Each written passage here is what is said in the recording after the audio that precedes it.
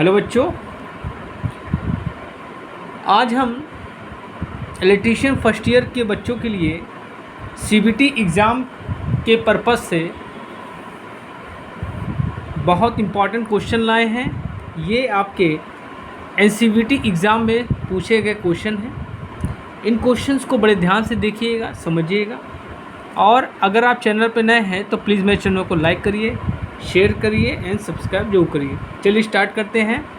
पहला क्वेश्चन है, प्रतिरोधकता की इकाई है। देखिए, प्रतिरोधकता को रिप्रेजेंट करते हैं हम लोग रो से, ठीक है। किससे रिप्रेजेंट करते हैं? रो से। और ये क्वेश्चन आपका पूछा गया है एनसीवीटी 2017 में, ठीक है। प्रतिरोधकता की इकाई पूछ रहा है, ओम, ओम मीटर, ओम पर मीटर स्क्वायर, ओम पर मीटर। तो ओम तो हो गया आपका प्रतिरोध का मात्रक। इसमें आंसर क्या हो जाएगा? प्रतिरोधकता का मात्रक ओम मीटर, ठीक है।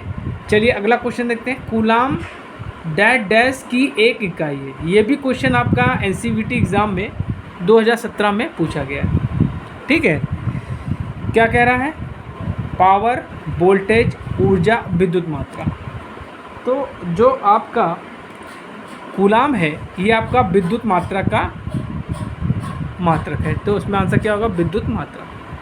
चलिए अगला क्वेश्चन देखते हैं। आदर्श प्रतिरोध आदर्श वोल्टेज स्रोत का आंतरिक प्रतिरोध होता है, शून्य होता है, निर्धारित नहीं किया जा सकता है, अपरिमित होता है, नन होता है, मतलब कोई नहीं होता है। तो आदर्श वोल्टेज स्रोत जो होता है उसका आंतरिक प्रतिरोध हमेशा शून्य रखा रहता है, ठीक है। चलिए अगला क्वेश्चन देखते हैं।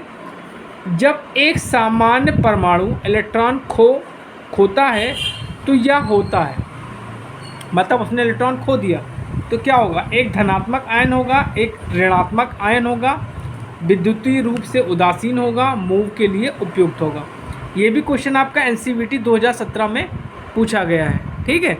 तो इसमें आंसर क्या हो जाएगा? वो धनायन बन जाएगा, ठीक है। तो इसमें आंसर क्या हो जाएगा आपका? धनायन, ठीक। चलिए अगला क्वेश्चन देखते हैं। ये भी क्वेश्चन आपका एनसीवीटी 2016 में पूछा गया है। निम्नलिखित में से कौन सी विद्युत मात्रा नहीं है? वोल्टेज है, विद्युत मात्रा वोल्टेज है, धारा भी है, शक्ति भी है, लेकिन आपकी दूरी नहीं है। तो इसमें आंसर क्या हो जाएगा आपका? दूरी, ठीक है। चलिए अगला क्वेश्चन देखते हैं। ये भी क्वेश्चन आपका एनसीवीटी एग्ज़ाम में 2016 में पूछा गया है। एम्पियर सेकेंड इनमें से किसका मात्रक हो सकता है? शक्ति का, चालकता का, ऊर्जा का, आवेश का। तो बच्चों क्या होता है? Q इक्वल टू IT होता है, ठीक। I आपकी करंट हो गई तो एम्पियर हो गया, T मतलब सेकेंड टाइम। तो इसमें आंसर क्या हो जाएगा आपका? आवेश।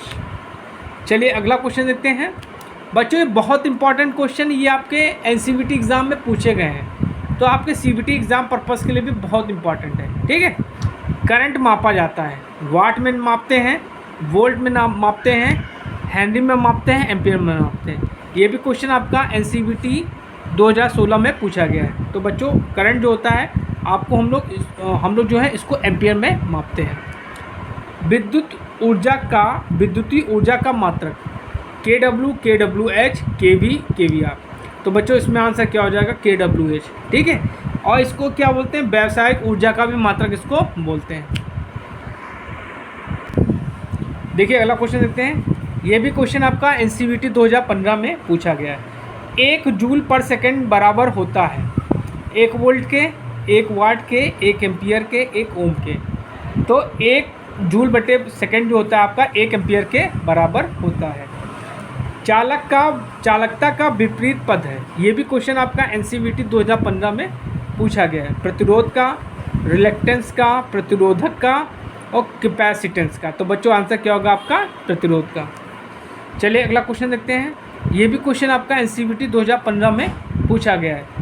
शक्ति प्रदान करने का क्या सूत्र है यदि करंट और वोल्टेज के मान ज्ञात कर सकें? VI, V²/I, V² × I, V × I²। तो बच्चों उसमें आंसर क्या होगा? VI। अब देखिए ये भी क्वेश्चन आपका एनसीवीटी 2015 पूछा गया, देख लेते हैं। जब करंट इलेक्ट्रोलाइट से पास होता है तब करंट किस प्रकार का प्रभाव उत्पन्न करेगा? चुंबकीय प्रभाव, तापीय प्रभाव, रासायनिक प्रभाव, प्रकाशीय प्रभाव। तो देखिए इलेक्ट्रोलाइट की बात हो रहा है, तो मतलब यहाँ सेल्स की बात होगी।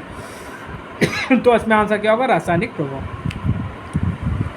जब धारा एक चालक से प्रवाहित होती है तो वह तृप्त हो जाती है, तृप्त मतलब गर्म हो जाती है, ठीक।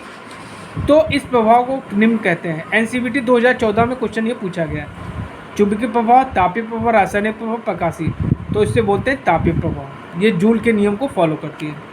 चलिए अगला क्वेश्चन देखते हैं। विभवांतर मापन होता है, ये भी आपका एनसीवीटी 2016 में क्वेश्चन पूछा गया। अमीटर के द्वारा, ओम मीटर के द्वारा, वोल्ट मीटर के द्वारा, वाट मीटर के द्वारा। तो विभवांतर मापन जो होता है आपका, ये आपका वोल्ट मीटर के द्वारा होता है, ठीक है। चलिए आज का लास्ट क्वेश्चन देखते हैं। ये भी क्वेश्चन आपका पूछा गया है एनसीवीटी में, ठीक है। एक चालक के क्रॉस सेक्शन भाग में 1 एम्पियर धारा बहने पर 1 सेकंड में कितने इलेक्ट्रॉन फ्लो होंगे, बहेंगे? 6.24 इंटू 10 की पावर 12, 6.24 इंटू 10 की पावर 14, 6.24 इंटू 10 की पावर 18 बच्चों, और चौथा ऑप्शन कोई नहीं। तो बच्चों इसमें आंसर ये सही है। कुछ बुकों में आपको 6.25 मिलेगा, कंफ्यूज नहीं होइएगा, दोनों सेम है, ठीक है। तो इसमें आंसर यही सही है।